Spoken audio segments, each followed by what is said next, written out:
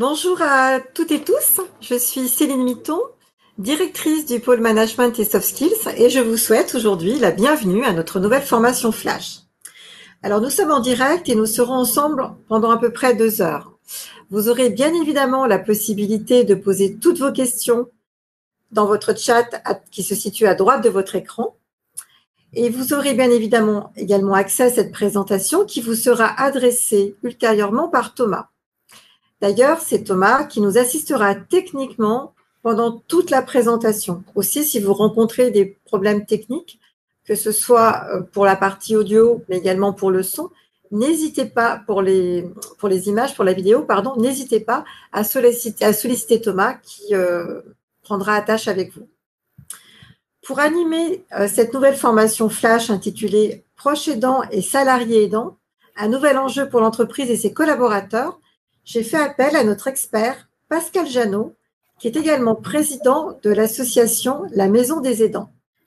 Mais avant de lui laisser la parole et d'aborder en détail ce sujet qui nous intéresse tous, permettez-moi de vous présenter brièvement notre groupe. M2I Formation, c'est plus de 2500 formations réparties sur tout le territoire national au travers de nos 35 agences. Toutes nos formations sont disponibles à la fois en présentiel et distanciel et elles sont animées par nos experts avec le même engagement et la même qualité pédagogique. Nous avons également bon nombre de formations qui sont éligibles au CPF et nous proposons également des parcours en alternance. Je vous remercie pour votre attention. Pascal, si vous voulez bien, je vous laisse prendre la parole. Merci.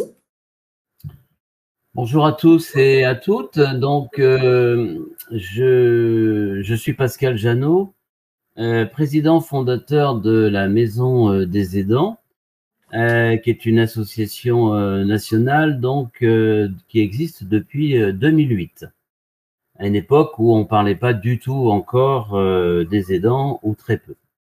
Je suis professionnel de santé, ex-cadre médico-social dans le secteur du maintien à domicile, puis directeur d'un EHPAD pendant une quinzaine d'années. Je suis également ex-vice-président du collectif Je t'aide. Et je suis de formation universitaire en santé publique et consultant formateur et conférencier spécialisé des proches aidants dont on va parler pendant les 2 heures qui viennent.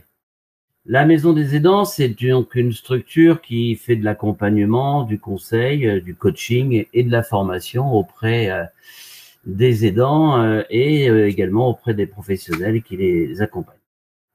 Le collectif Je t'aide est une structure qui regroupe une trentaine d'associations historiques qui travaillent auprès des proches aidants. Le collectif Je t'aide anime tous les ans la journée nationale des aidants qui a lieu donc chaque année le 6 octobre. Donc pour certains ou certaines d'entre vous, on peut être vu passer cette journée qui est en général pas mal relayée au niveau des différents médias donc autour du 6 octobre.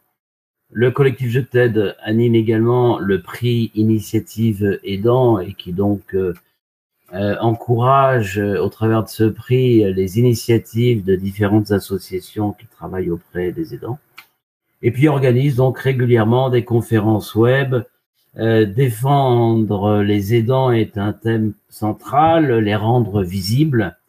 Et puis pour finir, chaque année, ce collectif, le collectif Je t'aide donc édite un plaidoyer.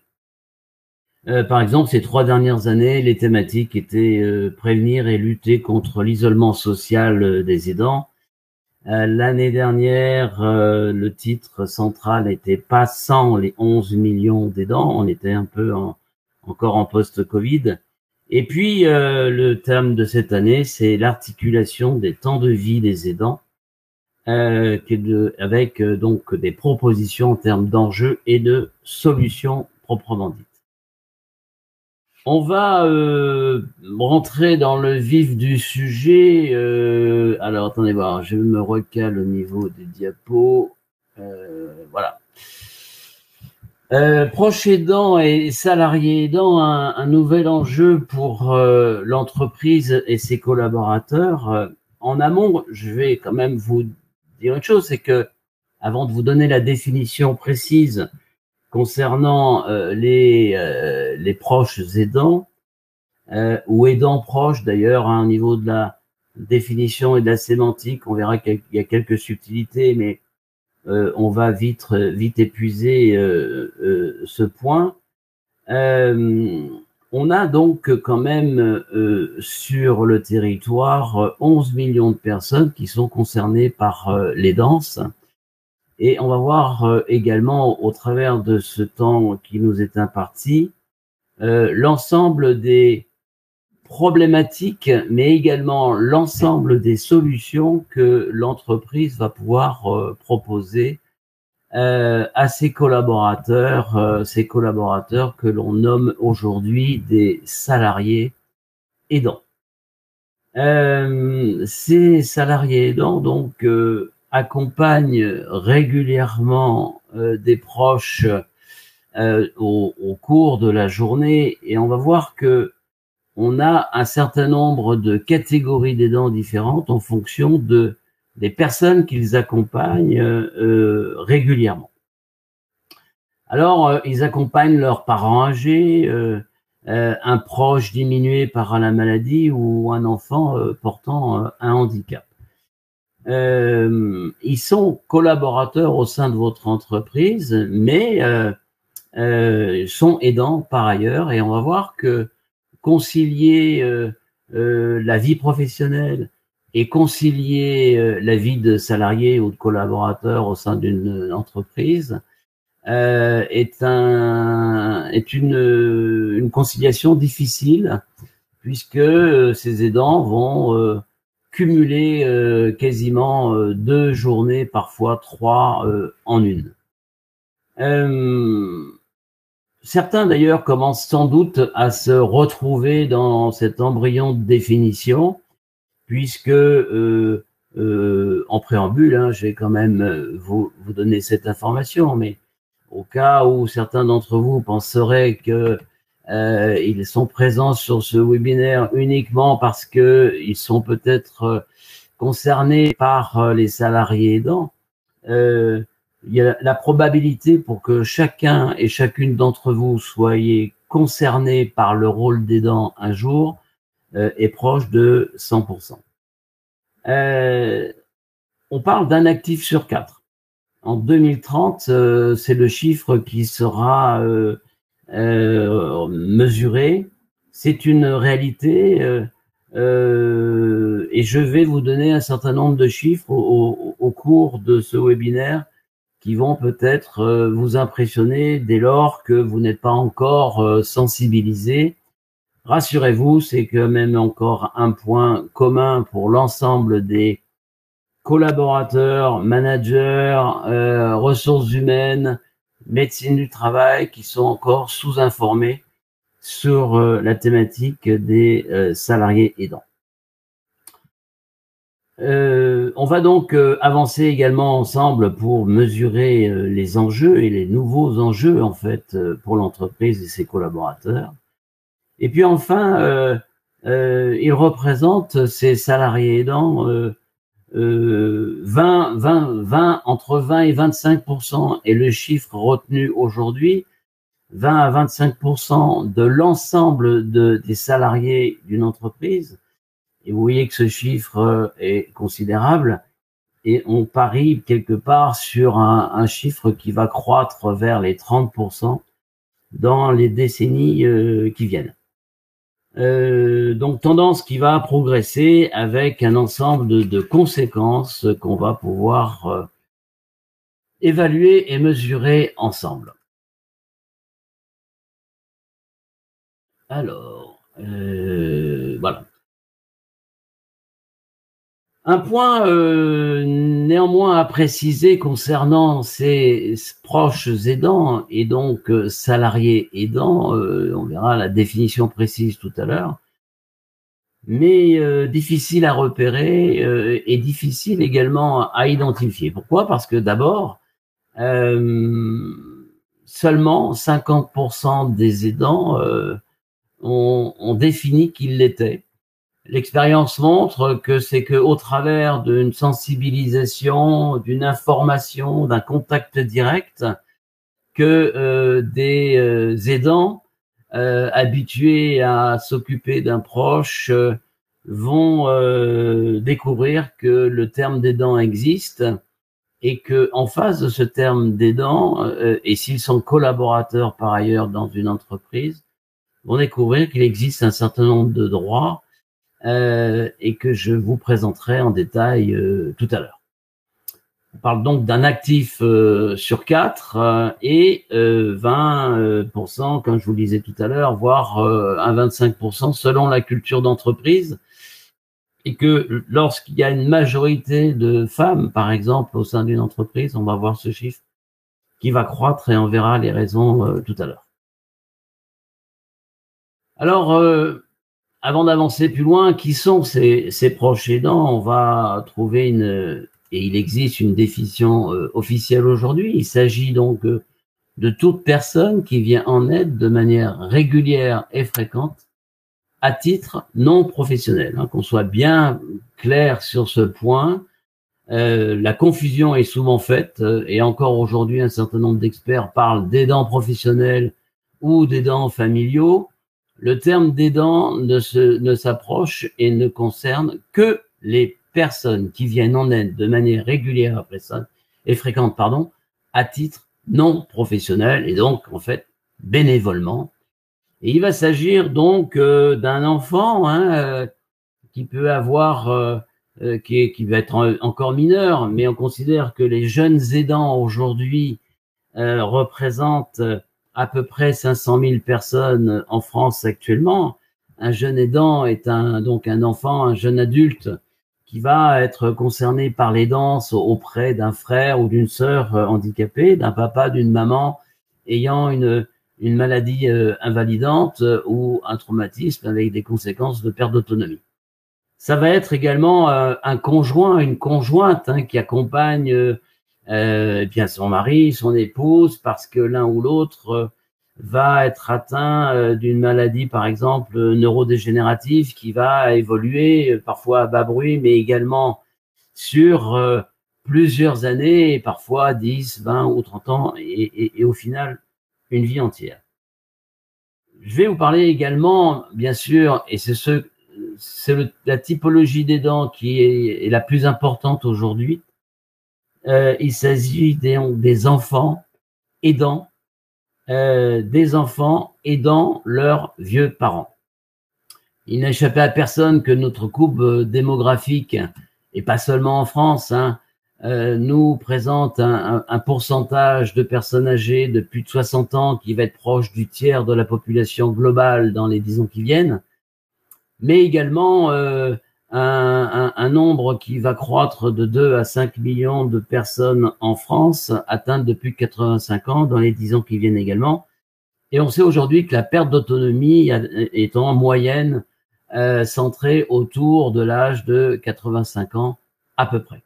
On va donc se retrouver avec un nombre croissant d'enfants, filles, fils, qui vont être à un moment donné dans la nécessité d'accompagner ses parents, ses vieux parents en perte d'autonomie partielle, progressive, totale.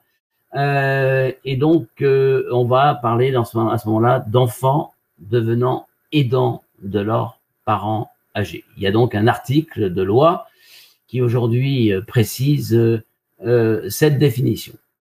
Donc, on vient de voir donc la définition officielle de ce qu'est un proche aidant aujourd'hui.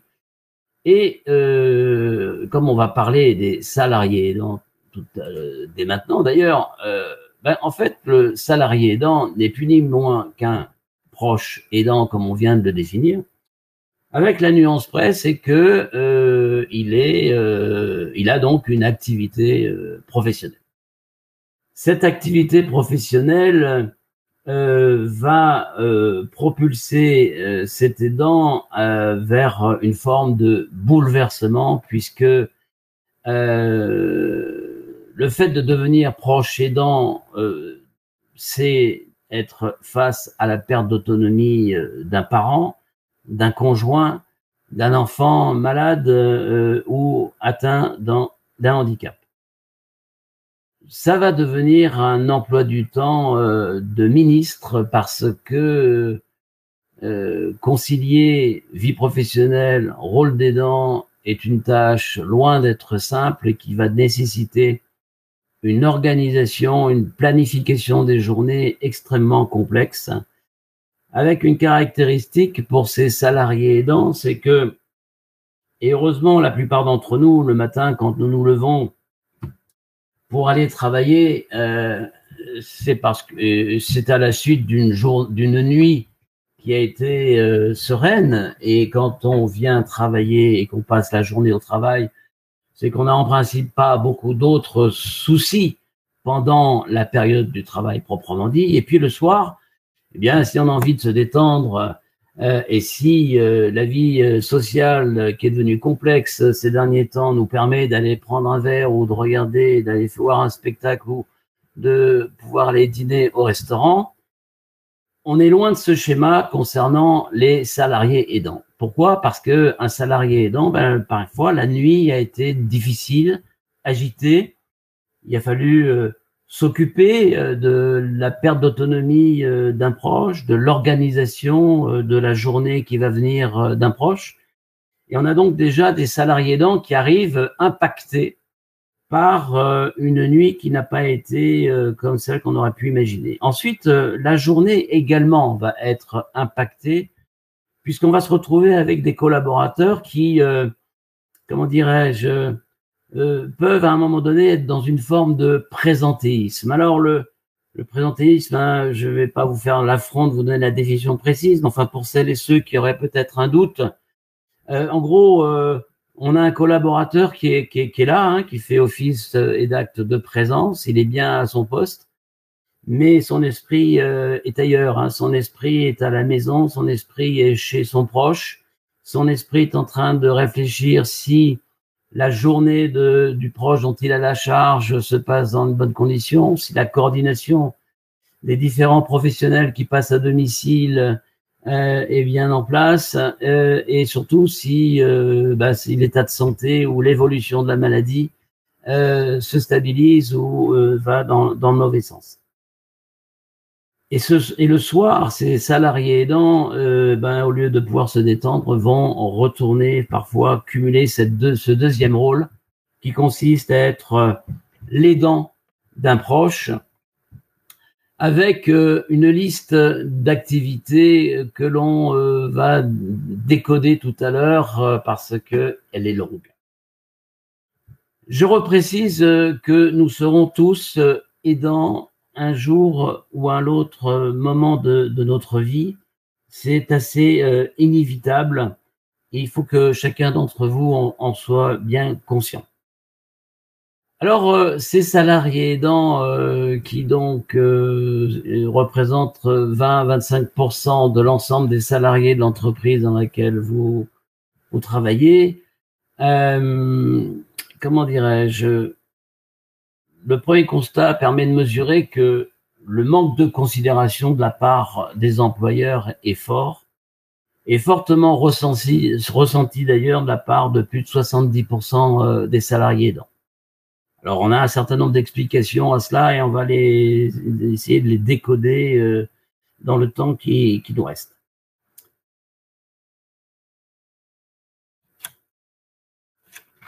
Je voulais préciser tout à l'heure, c'est un chiffre qui va croître dans les années qui viennent, mais retenons déjà celui-là qui est considérable. Et comme je vous le disais tout à l'heure, plus la culture d'entreprise, plus la masse salariale est autoconcentrée sur un volume important de femmes, et dans certaines industries, notamment textiles par exemple, mais il y en a bien d'autres. Je pense également au monde du travail, du care, que ce soit le monde hospitalier, sanitaire, social, est représenté par une majorité de femmes en termes de masse salariale. Et quand on va constater qu'également les proches aidants majoritairement sont des femmes, on peut imaginer que le chiffre de 20% puisse être dans certains cas bien plus important au sein de certaines entreprises. Alors,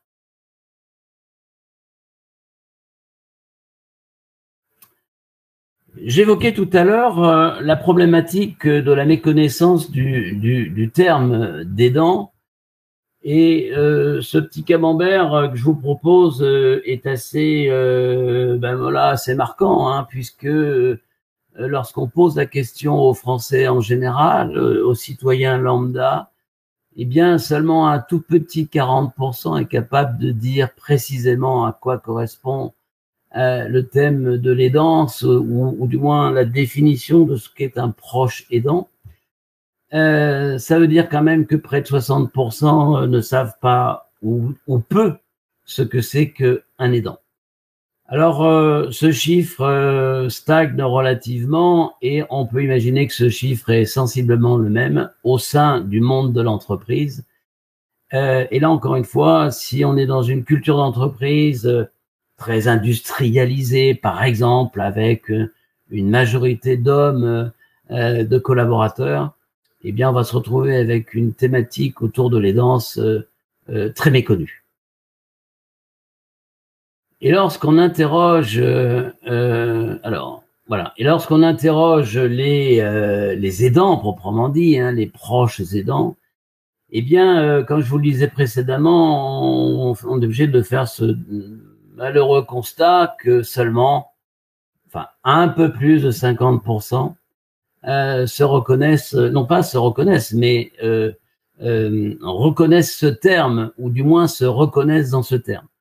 Ils étaient aidants déjà, et souvent ne le découvrent que lorsque on leur explique à quoi correspond ce rôle, et le découvrent notamment au travers soit d'ateliers, soit de formations, soit de sensibilisation au sein de l'entreprise. Comme je l'évoquais précédemment, on a vu la définition des aidants précédemment. Les aidants, donc, pallient en général à la perte d'autonomie d'un proche et vont, participer à l'ensemble de ce qu'on appelle les actes de la vie quotidienne. Dès lors qu'un proche n'est plus en mesure de pouvoir être autonome face aux activités de la vie quotidienne. Alors, qu'est-ce que c'est que les activités de la vie quotidienne?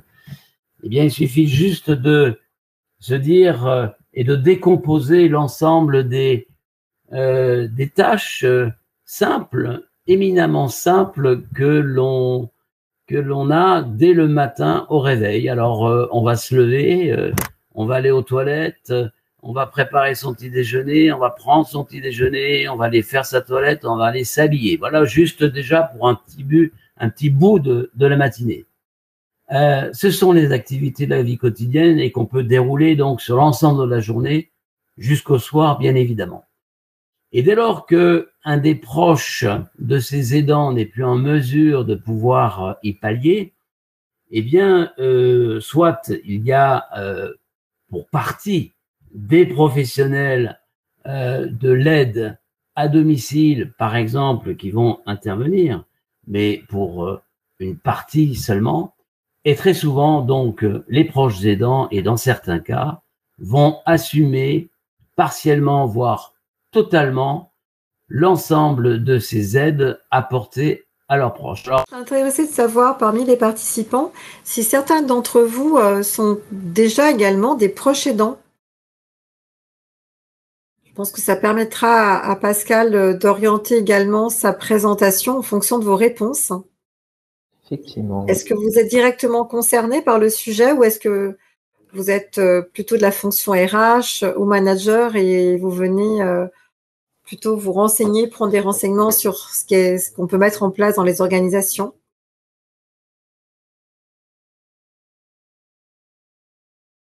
Ok. Laure qui nous dit... Il y a Laure qui répond qu'effectivement, elle est déjà aidante pour son enfant. Et donc, ce sujet l'intéresse grandement. Merci, Laure. Elisa qui nous dit j'ai déjà Sandrine été proche et aidant. RH. Mm. Très bien. J'ai déjà été proche aidante, nous répond Elisa. Maëlle, elle est plutôt du côté RH. Aude également, côté RH. Ouais. Alors, Fatia, oui, effectivement. Alors, vous êtes RH, merci de nous avoir répondu. Et vous aurez accès au replay qui va vous être envoyé par Thomas très prochainement. Oui, je vous Donc, confirme en oui, fait. l'enregistrement vous sera envoyé. Tout à fait. Elisa, également fonction RH. Audrey, alors Audrey, elle est fonction RH et également proche aidant. Elle cumule les deux, Audrey. Merci pour votre témoignage. Frédéric, qui est directeur d'une petite PME et papa de 2 autistes Asperger et curateur de mon frère autiste avec déficience intellectuelle. Frédéric, une lourde responsabilité. Bravo. Laure, je ne suis pas présente en tant que membre, je suis présente en tant que membre du CSE pour obtenir des informations générales pour mes collègues. Eh bien, merci Laure pour votre participation également. On espère que vous allez pouvoir communiquer beaucoup d'informations auprès des membres de votre CSE. Florence, qui est proche aidante pour ses parents, elle est également responsable de formation et elle est en train de mettre en place la GEPP. Je vois Aude, qu'elle essaie de revenir. Aude qui a déjà aussi été aidante. L'un n'empêche pas l'autre. Vous avez raison, Aude. C'est tout à fait vrai. Alors, Pascal qui nous a écrit plus de son, plus C'est d'image. ça. Je vais le contacter directement. Ça fait partie Ouais. du direct, Je te laisse malheureusement. couper ton micro N'hésitez pas. peut-être, Thomas, et je te laisse le Oui, contacter en parallèle. tout à fait. N'hésitez pas à Merci. continuer à poser toutes vos questions dans le N'oubliez chat. pas de revenir par contre, parce que moi j'ai besoin de vous pour la présentation. Il n'y a pas de souci. Céline qui répond RH avec des situations spécifiques de proches aidants qui se multiplient. Très bien. Nadine qui est proche aidante de ses parents et elle est comptable. Sylvie qui est également RH et aidante. Et Julia qui est RH. Très bien, on voit qu'on a un panel de participants extrêmement variés. Vous êtes pour la plupart RH également proches aidants. Donc effectivement, je comprends que ce sujet puisse vous intéresser grandement. J'espère que Pascal va pouvoir nous rejoindre très vite, parce qu'on a prévu un contenu assez chargé, bien dense, pour pouvoir vous apporter un maximum de pistes et vous aider également dans la mise en place de ces peut-être de différentes actions que vous allez pouvoir mettre en place dans vos organisations. Ah, je vois que Pascal est en train de nous rejoindre. Donc, je pense que c'est qu'une affaire de secondes. Il y a Nadine alors Christine, effectivement, qui nous dit également qu'elle est proche aidante. Et Nadine qui met presque tous mes congés passent dans les rendez-vous au médecin. Heureusement, mon employeur est compréhensif. Je vais déjà répondre à la question. Donc, je pourrais répondre à des questions spécifiques concernant le type d'aidance, que ce soit auprès d'un proche âgé ou d'un enfant ayant une pathologie ou un handicap.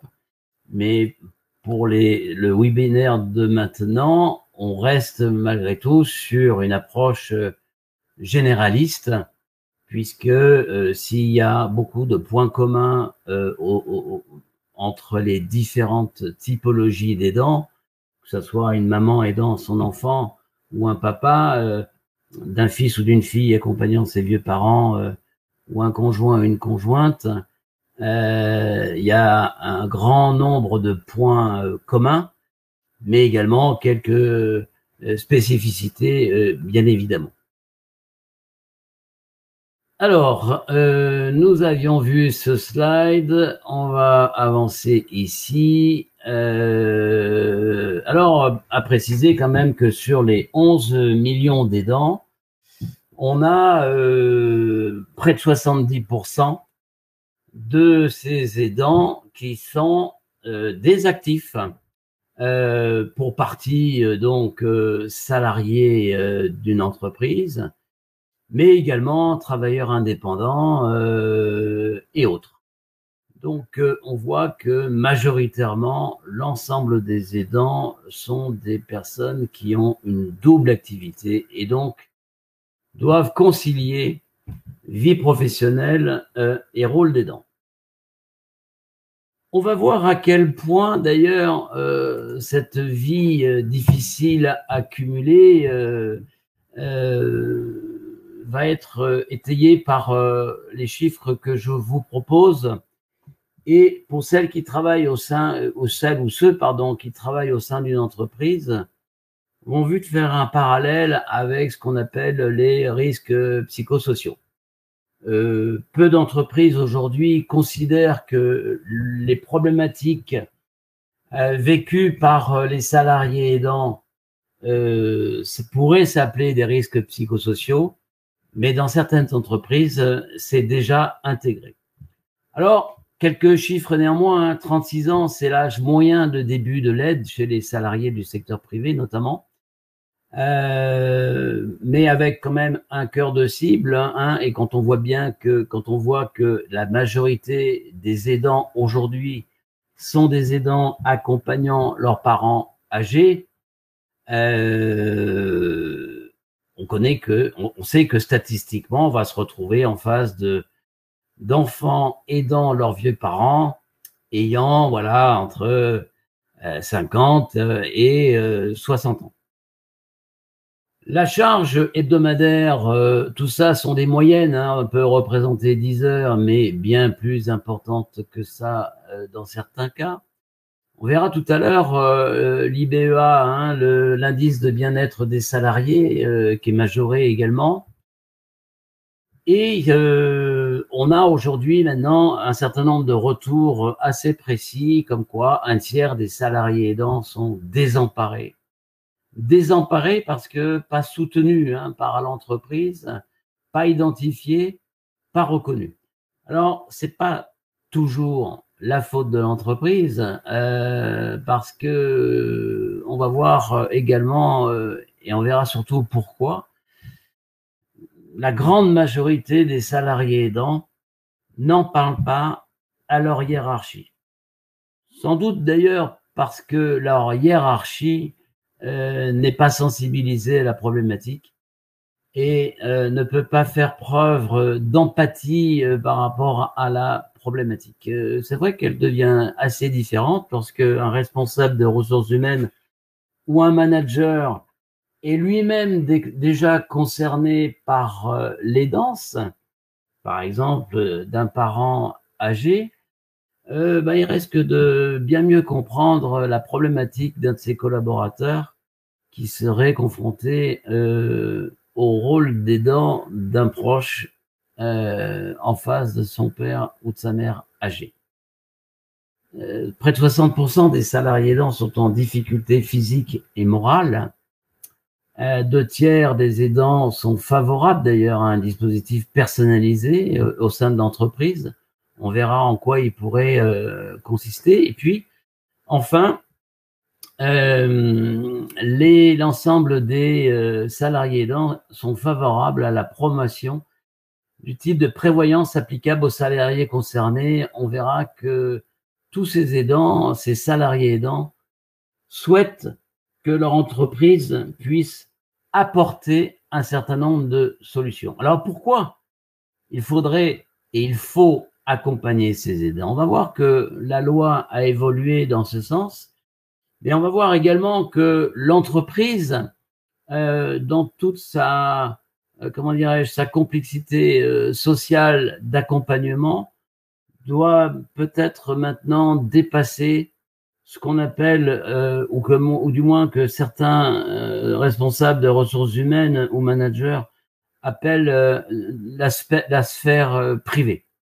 C'est vrai qu'il y a peu souvent le mélange entre la sphère privée des collaborateurs et le fonctionnement d'une entreprise, mais là pour le coup, lorsqu'on parle de 20%, 25% de l'ensemble des salariés lorsqu'on parle de 11 à 15 millions d'aidants en France, et que la problématique de l'aidance n'est plus à la marge, mais devient un problème de société, un problème, au sein de l'entreprise. Il va peut-être falloir changer le logiciel et notamment d'arriver à faire de telle sorte que les responsables des ressources humaines, la médecine du travail, le service social de l'entreprise puissent être sensibilisés, et d'ailleurs ils le sont favorables, puisque près de 80% des directeurs de ressources humaines considèrent que l'accompagnement et le soutien des salariés aidants peut devenir un levier de performance pour leur entreprise. Toujours ces mêmes DRH sont favorables à la négociation collective sur les aidants. Alors, ils ne peuvent que être favorables puisque ça rentre aujourd'hui dans le cadre de certaines obligations, et on va voir qu'au sein de la RSE, le choix devient assez court. Quel impact économique de l'aidance? On va voir que le fait que l'ensemble de ces salariés aidants vont être amenés à s'absenter parfois un peu plus souvent que n'importe quel autre salarié. D'ailleurs, le chiffre existe, près de 40% des salariés aidants sont plus souvent en arrêt maladie ou en absentéisme lié à leur double rôle qui consiste à concilier rôle d'aidant et travail au sein de l'entreprise. Les conséquences de l'aidance, c'est quoi? C'est manque de temps, du reste à charge, du stress, des troubles du sommeil, de l'impact sur le travail et la vie personnelle, une santé physique et santé mentale qui se dégradent. On voit qu'on n'est pas très loin des risques psychosociaux dont on parlait précédemment. Alors, c'est un enjeu pour la société tout entière, et on va voir que si on regarde les choses sur le plan macro-social, eh bien, ça devient un enjeu également pour l'entreprise. Les chiffres sont là. Augmentation du nombre de personnes âgées. Le nombre d'aidants va croître en face. La double aidance qui est de plus en plus importante, où souvent on parle de génération pivot, de parents qui aident encore leurs enfants jeunes adultes ayant des difficultés soit dans leur vie professionnelle, relationnelle, familiale, ou même parfois restent à la maison tardivement. Mais double aidance, c'est quand on a par exemple un enfant qui pourrait porter un handicap et puis des parents qui deviennent vieillissants avec les conséquences du vieillissement, eh bien ça fait bien 2 ou 3 personnes à accompagner, et c'est là où on parle de double aidance. Et puis l'allongement de l'espérance de vie et l'augmentation des maladies, notamment cognitives, vont faire que progressivement, l'aidance en France devient également un enjeu pour les entreprises. Juste un rappel que j'ai oublié de vous donner tout à l'heure, seulement 8% des salariés aidants ont déjà évoqué leurs problématiques quotidiennes à leur hiérarchie. Alors, c'est souvent la peur de la stigmatisation, la peur de ne pas être compris, la peur de perdre un job, et on peut le comprendre, en face d'une hiérarchie qui aujourd'hui est très peu sensibilisée. Merci à ceux et celles d'ailleurs qui sont dans le rôle de manager ou de ressources humaines au sein de l'entreprise et donc présents sur ce chat et qui souhaitent donc se sensibiliser à la thématique et qui pourront à la fin donc de ce parcours voir qu'il existe un parcours beaucoup plus complet qui va s'adresser d'une part aux responsables RH, aux managers, aux cadres dirigeants, pour essayer de mieux accompagner les proches aidants. Et puis par ailleurs un parcours qui s'adresse aux salariés aidants proprement dit, pour les aider à mieux concilier notamment leur vie professionnelle et leur rôle d'aidant.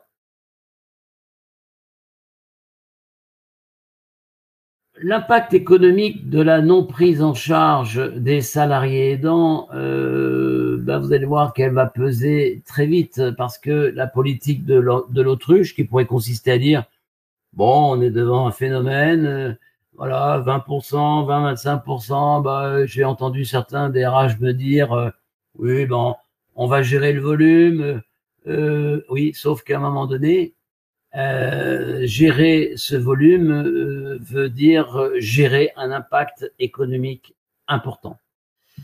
Parce que 20 à 30% des salariés aidants qui seront obligés par manque d'accompagnement de leur hiérarchie à être en arrêt maladie ou à être obligés d'utiliser le congé de proche aidant dont je vous parlerai tout à l'heure, parce que la dégradation de leur santé va devenir de plus en plus aiguë avec les problématiques de fonctionnement, déconcentration, démotivation, baisse de productivité, présentéisme. On verra tout à l'heure que la liste de l'impact sur la santé des aidants est considérable. La répartition des impacts négatifs de l'aidance sur les salariés aidants, comme je vous le disais précédemment, c'est des chiffres, vous voyez, à chaque fois qui dépassent presque les 60% systématiquement, puisque une santé à près de 80% est dégradée, l'organisation au sein du travail qui est modifiée pour 60%, l'évolution de la carrière, on va avoir des salariés aidants qui vont parfois refuser une mutation professionnelle, voire une évolution du poste dans lequel ils sont parce que elle risquerait de réduire leur capacité à concilier donc justement ce rôle d'aidant. La cohésion d'équipe également est touchée, la rémunération pour certains aidants va être également modifiée. L'impact positif organisationnel et culturel de la mise en place des dispositifs envers les aidants, on va voir aujourd'hui qu'on a des retours qui sont prometteurs dès lors que l'entreprise met en place de l'accompagnement. Juste auparavant, je vous précisais tout à l'heure que donc le niveau de santé global des aidants, plutôt des salariés aidants, est considérablement modifié. C'est un fait puisque 11% d'entre eux évoquent une dépression, 20% d'entre eux évoquent des troubles du sommeil, 20% d'entre eux reconnaissent prendre des médicaments pour les nerfs, anxiolytiques ou antidépresseurs, pardon. 25% un sentiment de solitude, un sentiment donc de non-reconnaissance de leur entourage. Et puis, je vais vous donner 4 chiffres supplémentaires. 30% évoquent du stress, de l'anxiété, du surmenage. 30% des problèmes de dos ou musculo-squelettiques.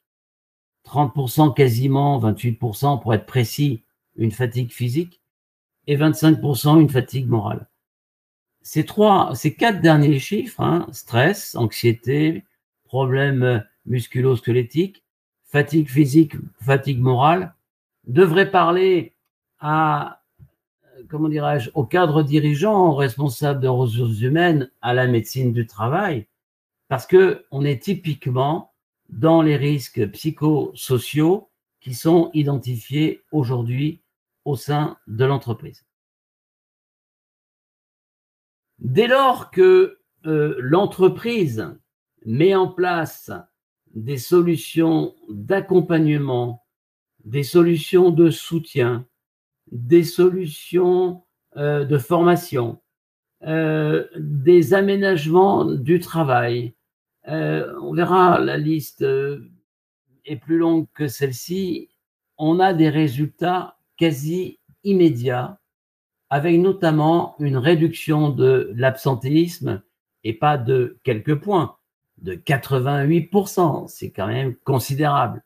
Une amélioration de la productivité également, de l'efficacité, du climat social, du turnover évidemment, et puis une amélioration globalement des pratiques managériales, de l'engagement de l'entreprise vis-à-vis de ses collaborateurs, avec une attractivité de la marque, une entreprise qui s'investit sur la thématique de ses salariés aidants, qui décide de mettre en œuvre une culture d'entreprise nouvelle, va évidemment devenir, une entreprise attractive pour ses salariés.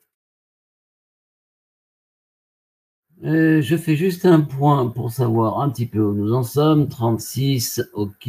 Alors, comment concilier une vie professionnelle et un rôle d'aidant? C'est bien l'objectif des parcours de sensibilisation et de formation que l'on propose aux salariés aidants, qui vous seront proposés en fin de webinaire, pour faire de telle sorte que l'indice de bien-être des salariés aidants, qui est un indice utilisé quand même au sein de pas mal d'entreprises pour mesurer justement le bien-être des salariés aidants, et notamment comment faire de telle sorte à ce que la conciliation des vies professionnelles et personnelles, et donc de la vie professionnelle et du rôle d'aidant, puisse être améliorée, améliorer les opportunités de progression de carrière, améliorer l'écoute et le soutien par les collègues. Alors, le soutien par les collègues, il existe au sein des entreprises. D'ailleurs, si tout à l'heure je disais que seulement 8% des salariés aidants ont évoqué leurs problématiques avec leur hiérarchie, là, pour le coup, on a un chiffre beaucoup plus important, elle est de l'ordre de 60 à 70% de salariés aidants qui ont déjà évoqué leurs problématiques avec leurs collègues de travail, leurs collègues proches de travail. Et très souvent d'ailleurs, la pratique de terrain nous montre qu'il y a une espèce d'empathie qui se développe et que certains collègues, comprenant bien sûr les difficultés de la personne, du salarié aidant, en imaginant bien que d'ailleurs ça puisse être son tour un jour, va pouvoir favoriser une certaine organisation du travail en faveur donc de son collègue salarié aidant. Améliorer l'écoute et le soutien par les... Il y a un travail considérable à faire. Je disais donc que j'allais répondre précisément à la question tout à l'heure, mais on va... la personne qui pose la question va peut-être mieux comprendre dès lors que j'aurai avancé sur les slides. Donc, que dit la loi et quels sont les facteurs de mobilisation des entreprises? On a aujourd'hui un ensemble d'évolutions relativement récentes qui sont assez remarquables. Quand je dis remarquable, c'est que en mai 2019, donc, on a introduit une obligation de négociation au niveau de la responsabilité sociale des entreprises qui doivent maintenant développer annuellement un parcours sur la thématique des proches aidants. Ça veut dire en clair qu'aujourd'hui, grandes, petites et très petites entreprises doivent s'investir sur la notion des proches aidants au sein de l'entreprise. Le deuxième point majeur, depuis 2019 également, le droit commun pour tous les salariés aidants qui peuvent bénéficier donc du congé de proches aidants. Alors, il n'était pas indemnisé jusqu'à il y a un an encore, un an et demi. C'est le cas aujourd'hui. Ce congé de proche aidant peut être demandé par n'importe quel salarié aidant qui sera amené à faire une déclaration sur l'honneur auprès de son employeur, qui ne pourra d'ailleurs pas refuser la demande de ce congé de proche aidant dès lors que le proche aidant proprement dit corresponde également à un certain nombre de critères. Alors, il y en a quelques-uns, bien sûr. Le premier point, c'est de s'occuper régulièrement d'un proche, parent, âgé. Donc, ce congé de proche aidant va concerner les enfants accompagnant un parent âgé ayant un certain niveau de dépendance, va concerner les parents ayant un enfant. Alors, le congé de proche aidant, c'est 3 mois renouvelables 4 fois pendant l'ensemble de la carrière du salarié. Ça veut dire que il faut quand même viser juste, hein, parce que sur l'ensemble de la carrière, aujourd'hui c'est la loi, 3 mois renouvelables de congé de proche aidant, avec toujours un point particulier, c'est que l'indemnisation de ce congé de proche aidant ne sera dans tous les cas que de 3 mois. Et le niveau d'indemnisation est aux alentours donc du SMIC, la demande étant à faire au niveau de la CAF, proprement dit, la Caisse d'allocation familiale, puisque c'est pas l'employeur qui va subvenir donc à l'indemnisation du salarié. Voilà en quelques mots pour le congé de proche aidant. Et pour répondre à la question de tout à l'heure, notamment est-ce qu'il est morcelable? Ben oui, ce congé de proche aidant est morcelable. C'est pas parce que c'est 3 mois de congé renouvelable, mais ça peut être une semaine et ça peut être également quelques jours dans la semaine, dès lors que on dépasse pas le volume global sur l'ensemble de la carrière, soit 12 mois au total de ce congé. Mais pour celles et ceux qui voudraient affiner et avoir une idée beaucoup plus précise, il suffit de aller sur le site gouvernemental, vous tapez congé proche aidant et vous avez des sites gouvernementaux qui sont très bien faits et qui vont vous expliquer la marche à suivre. Concernant les autres congés, ils étaient préexistants, hein, ce congé de proche aidant qui est récent, avec notamment le congé de présence parentale qui est bien connu de la part des parents, par exemple, ayant un enfant portant un handicap. Et puis le congé de solidarité familiale qui existait également dès lors qu'un salarié aidant est confronté à, comment dirais-je, à la fin de vie d'un proche, va pouvoir bénéficier également d'un congé de solidarité familiale qui peut aller jusqu'à 3 mois seulement pour le coup pendant la période dont il a besoin. Voilà.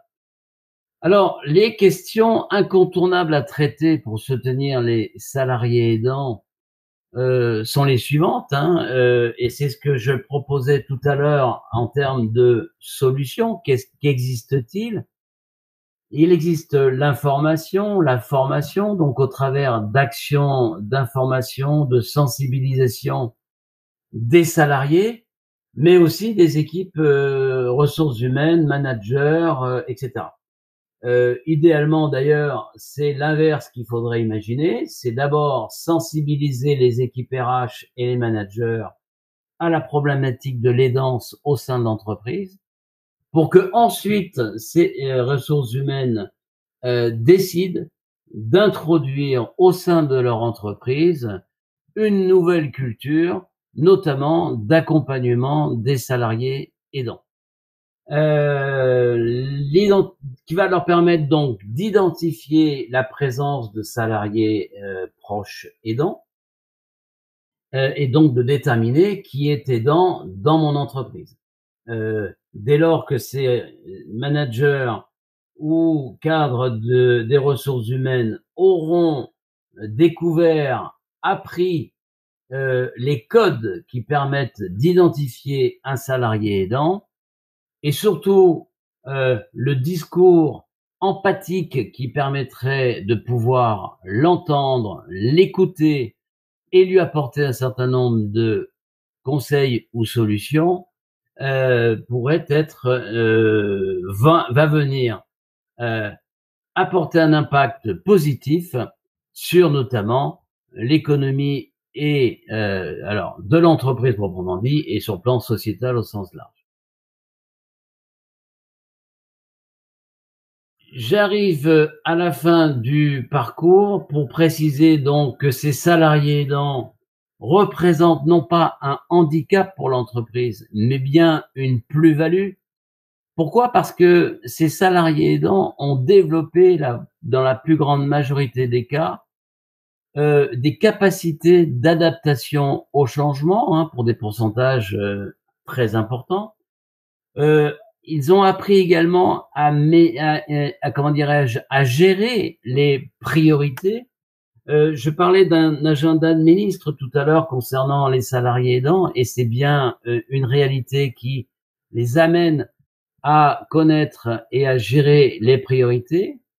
Ils ont développé également une empathie vis-à-vis de leurs collègues. Et puis, la pratique quotidienne fait que souvent, ils maîtrisent les gestes de premier secours, savent organiser leur temps et éventuellement même ont développé des capacités organisationnelles. Et donc, on voit au travers de ces différents points que ces salariés aidants qui n'osent pas évoquer leurs problématiques à leur hiérarchie représentent pourtant une plus-value pour leur entreprise. Pour aller plus loin, je laisserai la main à Céline Mitton, mais je voulais terminer malgré tout en vous disant la chose suivante, que globalement, compte tenu du vieillissement de la population, le soutien aux proches aidants est un enjeu de société qui concerne tous les citoyens. Vous m'entendez pas? Une société qui concerne tous les citoyens, toutes les familles et toutes les entreprises. La responsabilité des entreprises est de fait engagée dans ce domaine au titre de la santé au travail, de la qualité de vie et des conditions de travail, de leur démarche RSE et les critères environnementaux, sociaux et de gouvernance. Ne pas soutenir les salariés proches aidants, c'est prendre le risque de perdre d'opportunités pour les salariés eux-mêmes, mais aussi pour les entreprises qui les emploient. C'est subir des coûts cachés liés au présentéisme, à l'absentéisme, source de souffrance et de désorganisation. Au contraire, les soutenir, c'est améliorer la vie au travail, renforcer la confiance, l'attachement à l'entreprise. C'est aussi valoriser et bénéficier de compétences bien réelles acquises par les aidants. C'est ce que j'ai essayé de vous présenter lors du dernier slide. Alors, je suis maintenant à la disposition des questions. S'il y en avait, je serais ravi d'essayer d'y répondre. Alors Sandrine, c'est plutôt un partage d'expérience. Sandrine qui nous dit, j'ai une salariée qui a pris 3 mois, une année. Elle a voulu reprendre l'année suivante et la CAF n'a pas voulu la rémunérer. Je suis pas étonné puisque j'ai précisé précédemment que le congé de proche aidant n'est indemnisé que 3 mois sur les 12 mois auxquels un salarié aidant a droit. Donc, si la personne a bénéficié de 3 mois indemnisés, il n'y en aura pas d'autres pour l'ensemble de la carrière en l'état actuel des choses, puisque aujourd'hui, les associations représentatives des aidants travaillent à ce que au moins les salariés aidants puissent bénéficier au moins 2 fois du congé de proche aidant, puisque la probabilité d'accompagner un père et ou d'accompagner une mère ensuite est assez forte, et également de faire de telle sorte que ce congé de proche aidant soit indemnisé non pas que 3 mois, mais au moins 12.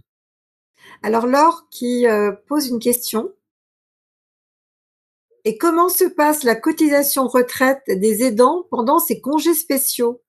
Alors, l'ensemble des droits acquis des salariés aidants est maintenu.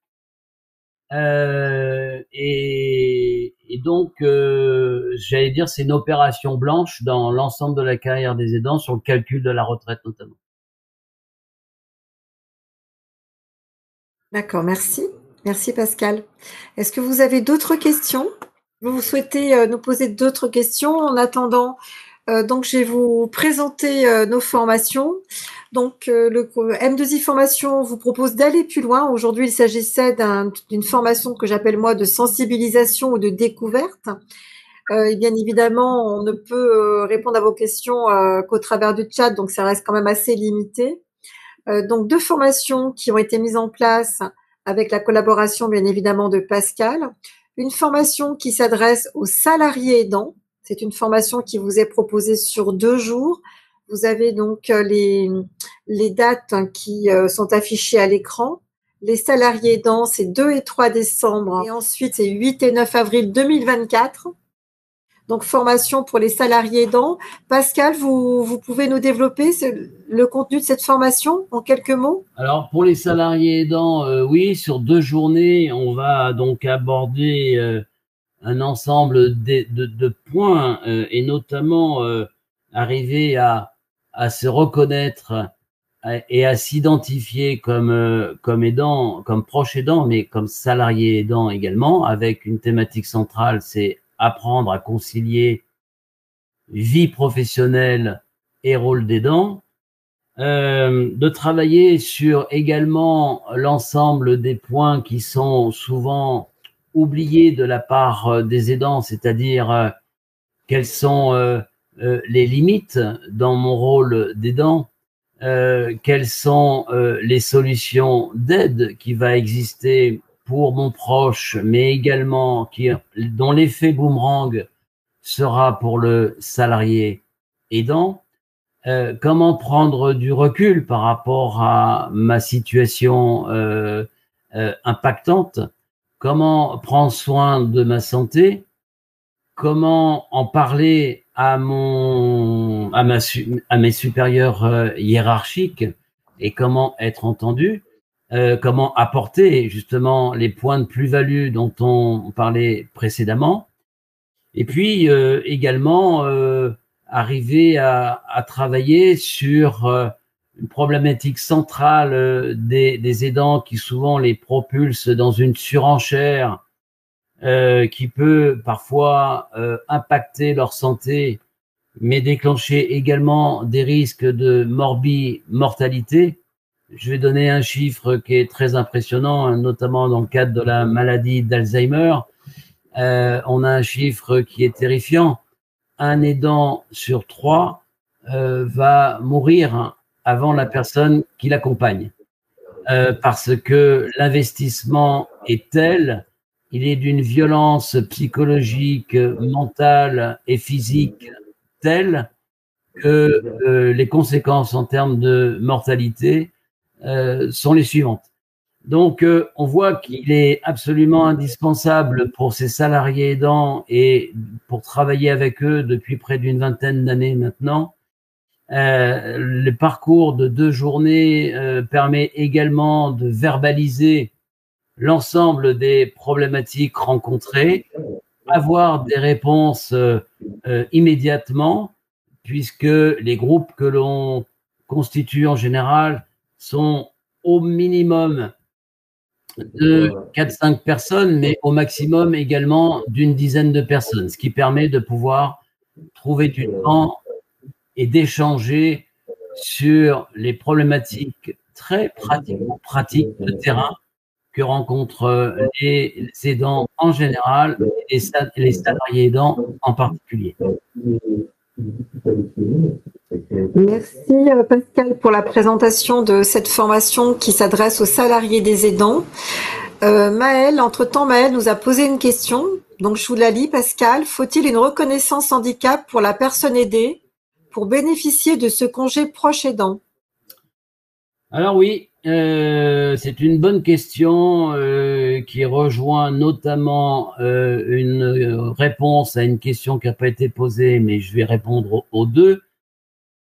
Pour pouvoir bénéficier du congé de proche aidant lorsqu'on accompagne un parent vieillissant, il faut que le père ou la mère que l'on accompagne, que l'on aide, pour lequel on a un rôle d'aidant, ait un niveau de dépendance qui se situe sur la grille Agir. Alors, la grille Agir est une grille d'évaluation utilisée par les services médico-sociaux lorsque les bénéficiaires vont demander l'allocation personnalisée à l'autonomie. Et pour pouvoir bénéficier de l'allocation personnalisée à l'autonomie, il faut que la personne évaluée se situe entre le numéro 1 et le numéro 4 de la grille Agir, sachant que cette grille Agir, A2GIR, représente 6 points de 1 à 6, en sachant que le numéro 6, c'est vous et moi qui sommes à l'écran, donc nous sommes entièrement autonomes, et le numéro 1 représente une personne qui serait complètement dépendante. Donc, pour bénéficier du congé de proche aidant lorsqu'on s'occupe d'une personne âgée, il faut que la personne âgée soit évaluée entre le GIR 1 et 4. Et lorsqu'il s'agit d'une personne portant un handicap, il faut que ce handicap soit supérieur ou égal à 80%, avec une nuance, une subtilité à déterminer qui permettrait de pouvoir dire moins de 80% avec la nécessité d'un accompagnement approprié. Et là, je vous renvoie aux textes de loi qui sont parfois un peu difficiles à décortiquer. Merci Pascal. On a également de nouveau un témoignage. Christine qui nous dit qu'entre 2016 et 2019, elle a pu assumer son poste et l'aidance grâce au télétravail. Oui, c'est effectivement une solution qui est de plus en plus utilisée, qui ne peut concerner qu'une certaine catégorie de professionnels, de collaborateurs qui peuvent être entre guillemets productifs en télétravail. C'est pas le cas de gens qui sont postés, par exemple, hein, et ça représente beaucoup de monde. Mais c'est effectivement une excellente solution pour pouvoir concilier vie professionnelle et rôle d'aidant, bien sûr. Mais un certain nombre d'entreprises proposent aujourd'hui des aménagements de postes avec ou sans le congé de proche aidant, mais c'est encore assez hétéroclite.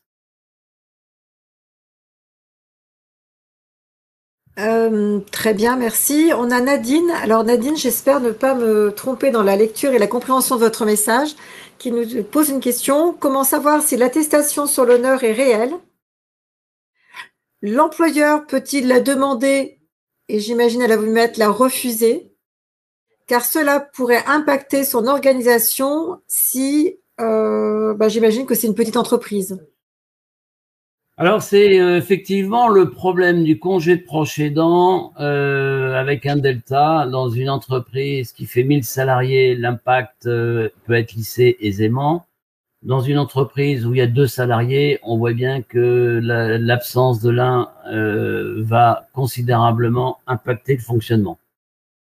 Quoi qu'il en soit, la loi est la loi et un employeur ne peut pas refuser la demande d'un congé de proche aidant dès lors qu'il est motivé et dès lors que si le salarié suit à la lettre les recommandations qui sont dans le site gouvernemental dont je vous parlais précédemment, normalement l'attestation sur l'honneur, et si c'est une attestation sur l'honneur, elle fait foi. Et si on est devant un employeur particulièrement récalcitrant, on peut justifier au travers, par exemple, d'un certificat médical ou de la prise en charge au niveau de l'aide personnalisée à l'autonomie ou le document qui atteste du pourcentage de handicap du proche, il n'y a aucun moyen pour un employeur, s'il respecte la loi, de refuser le congé de proche aidant.